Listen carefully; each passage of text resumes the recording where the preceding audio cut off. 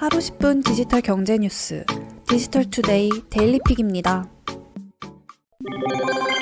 테슬라가 비트코인을 15억 달러, 우리 돈으로 약 1조 6천억 원어치를 사들였습니다. 테슬라가 미국 증권거래위원회에 제출한 자료를 통해 자산을 더욱 다양화하고 현금 자산에 대한 수익을 더 내기 위해 비트코인을 매입했다고 밝혔습니다. 테슬라는 앞으로 자동차 판매 대금도 비트코인으로 결제할 수 있도록 지원할 방침입니다. 테슬라의 창업자인 일론 머스크는 그동안 비트코인에 꾸준한 관심을 보여왔습니다. 머스크는 지난달 28일 자신의 트위터 계정 자기소개란에 해시태그 비트코인으로 변경해 비트코인에 관심이 있음을 밝혔죠. 또 머스크는 오디오 전용 소셜미디어인 클럽하우스와 인터뷰에서 현 시점에서 비트코인은 좋은 것으로 생각한다. 나는 비트코인 지지자라고 말했습니다. 테슬라의 비트코인 투자 소식으로 가상화폐 시장은 뜨겁게 달아올랐습니다. 비트코인 가격은 9일 코인 마켓 캡을 기준으로 한때 46,000달러를 넘어서며 신고점을 찍고 있습니다.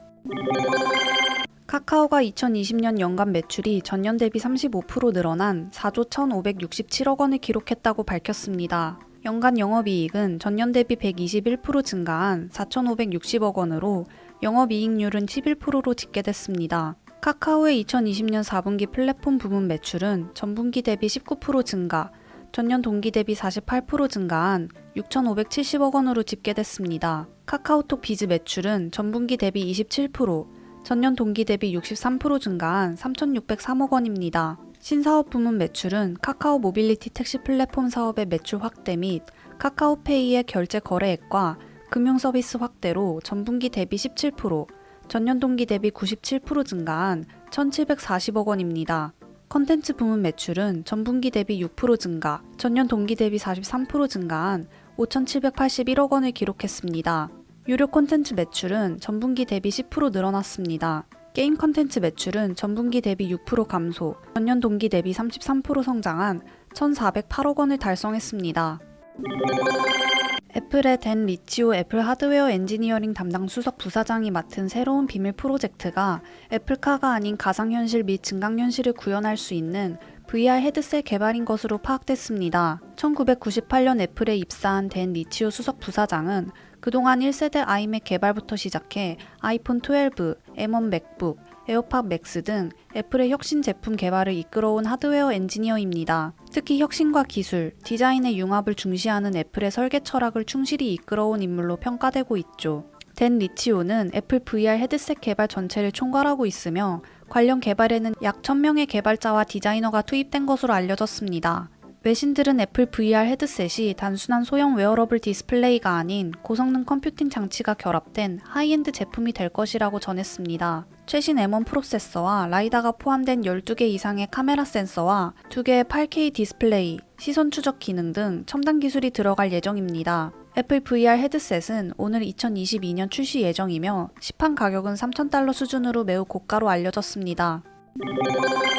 최근 높은 인기를 누리고 있는 오디오 기반 SNS 클럽하우스가 중국에서 차단된 것으로 보인다고 로이터가 보도했습니다. 블룸버그도 중국 현지에서 클럽하우스 앱을 사용할 수 없게 됐다고 보도했습니다. 클럽하우스 인기가 중국 현지에서도 퍼지자 정치적 주제가 거론되는 것을 우려한 중국 당국이 앱을 차단한 것으로 보이는데요. 중국 당국이 앱 차단 조치를 서두른 것은 클럽하우스의 빠른 확산세 때문으로 보입니다. 글이나 사진이 아닌 음성 오디오 기반인 클럽하우스는 평소 음성 채팅을 즐기는 중국인의 성향에 잘 맞는 SNS였습니다. 거기다 페이스북, 트위터, 유튜브와 달리 아직 중국 당국의 검열이 미치지 않았다는 점에서 자유로운 온라인 만남과 소통이 가능했다는 점이 짧은 기간 내 폭발적인 인기를 얻었습니다. 일부의 경우 클럽하우스 초대장이 60달러에 거래되기도 했습니다. 올해 1월 공식 출시된 클럽하우스 앱은 다운로드 수 230만 회, 사용자 수가 60만 명을 넘긴 것으로 알려졌습니다. 아이폰에서만 사용할 수 있는 iOS 전용 앱이며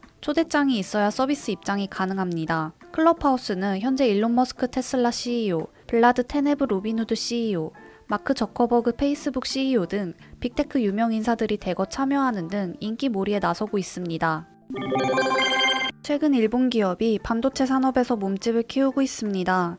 9일 니온게이자이 신문은 세계 1위의 반도체 파운드리인 대만 TSMC가 일본에 개발 거점을 설치하는 방향으로 최종 조율 중이라고 보도했습니다. TSMC는 일본의 반도체 후공정 기술 개발과 생산 라인 일부 설치를 고려하고 있습니다. 이를 위해 일본 법인을 설립, 약 200억 엔을 투자할 계획입니다. 이런 가운데 일본 반도체 업체 르네사스 일렉트로닉스는 영국 5G 기술 기업 다이얼로그 세미컨덕터를 인수한다고 발표했습니다. 인수 금액은 6,179억 엔가량입니다. 르네사스는 자동차용 반도체 외에 향후 성장이 예상되는 5G를 핵심 사업으로 육성하기 위해 대형 매수를 단행한 것으로 보입니다. 최근 자동차용 반도체 부족이 심각해지면서 세계 각국 제조사들의 자동차 감산이 이어지고 있습니다. 설 연휴 대목을 맞이해 주요 카드사들이 경품 증정과 할인 등의 행사에 돌입했습니다. 코로나19 영향으로 일명 집콕 쪽을 노린 온라인 프로모션의 비중이 크게 늘었습니다. 신한카드는 8일부터 오는 28일까지 고객 2021명을 대상으로 마이신한 포인트나 경품을 지급하는 설 행사를 진행합니다.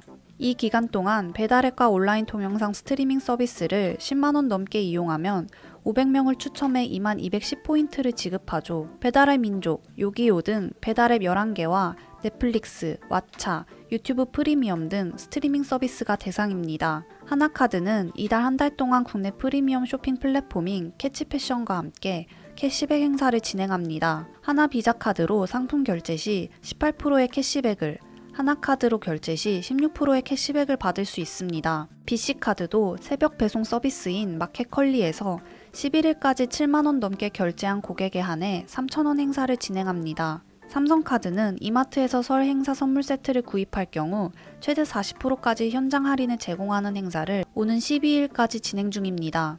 롯데카드는 오는 13일까지 롯데마트에서 최대 30%까지 롯데카드 할인이 되는 설 선물 세트를 판매하고 그 외 선물 세트는 구매 금액별 5%를 롯데 상품권으로 제공합니다. NH농협카드도 이달 28일까지 국내 전 가맹점에서 40만원 이상 사용한 고객 중 추첨된 909명에게 순금소 20동과 LG전자 로봇 청소기, 신세계 상품권 100만원 등 경품을 제공합니다.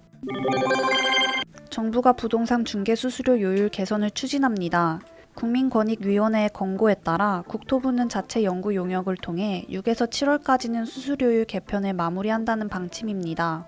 권고하는 주택의 중개보수 요율 체계 개선, 공인중개사의 법정 중개 서비스 외 부가 서비스 명문화, 중개거래 과정에서의 분쟁 발생 최소화 및 중개의뢰인 보호장치 강구, 주거 취약계층 중개보수 지원을 위한 지자체의 역할 강화 등이 골자입니다. 권고한 대로 요율이 바뀌면 10억 원짜리 아파트 매매 중개 수수료가 현행 최대 900만원에서 550만원으로 줄어듭니다. 중개보수 개선뿐만 아니라 중개 서비스의 질을 높이고 중개 서비스 산업의 경쟁력을 강화할 수 있는 방안 등을 포함한 종합적인 개선 방안을 마련할 계획입니다. 최근 국내 코로나19 신규 확진자 수가 300명 안팎으로 내려왔지만 대규모 이동이 예상되는 설 연휴와 점점 증가하는 해외발 변이 바이러스가 주요 변수로 꼽힙니다. 9일 중앙방역대책본부에 따르면 이날 0시 기준 국내 신규 확진자 수는 총 303명입니다. 전날보다 14명 늘면서 다시 300명대로 올라섰죠.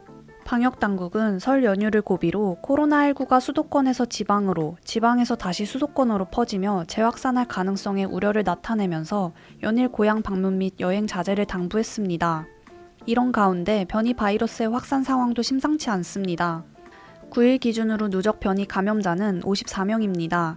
이 중 영국발 변이 감염자가 40명, 남아공발 변이 감염자가 9명, 브라질발 변이 감염자가 5명입니다. 현재까지는 이들 대부분이 공항 검역 단계에서 확인됐지만 언제든 방역망을 뚫고 지역사회로 퍼져나갈 가능성이 있습니다. 정부는 일단 입국자에 대한 방역 관리를 강화해 변이 바이러스의 유입을 최대한 차단한다는 계획입니다.